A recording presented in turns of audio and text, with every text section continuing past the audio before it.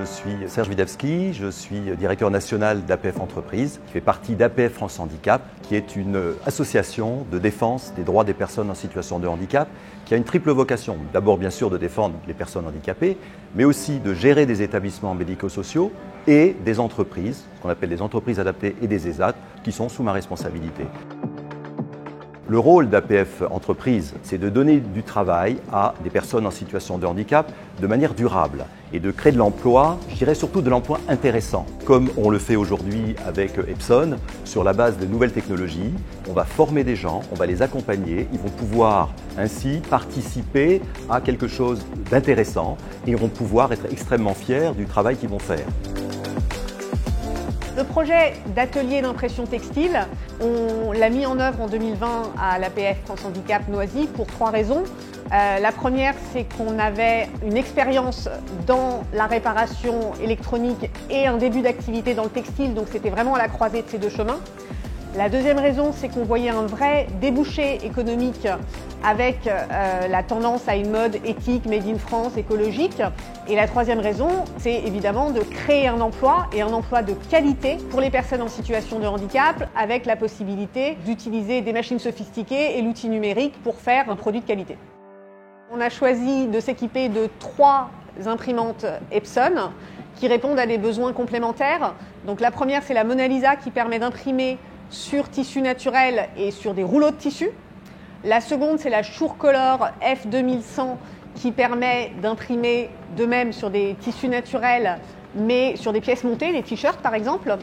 Et la dernière, c'est la Surecolor F9400H qui permet, elle, d'imprimer sur un papier de transfert qui va permettre ensuite, avec des presses, d'imprimer sur des tissus à base de polyester. On a choisi de s'équiper en machine Epson parce qu'on abordait, nous, un métier complètement nouveau.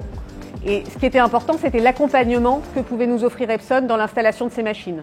On peut les appeler à tout moment parce que la machine fait bip, il y a un truc qui ne colle pas comme on veut, etc. Et cette relation de confiance et de support, elle est extrêmement importante pour que nous, on puisse lancer notre activité sereinement.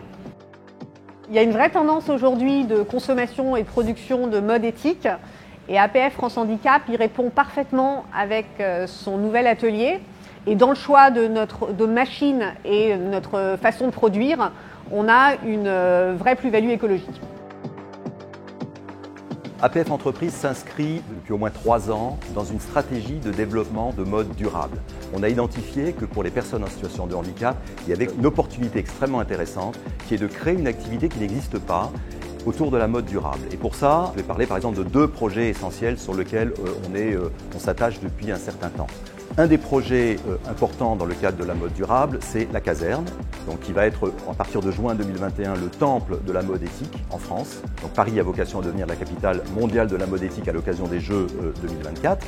On a créé un concours pour identifier 15 designers, leur donner de la visibilité et surtout leur donner accès à nos ateliers de personnes en situation de handicap pour créer des prototypes, développer des nouveaux produits et permettre, de notre point de vue, de créer de l'emploi. Deuxième projet, on est très attentif à, je dirais, l'accessibilité de tous à la mode.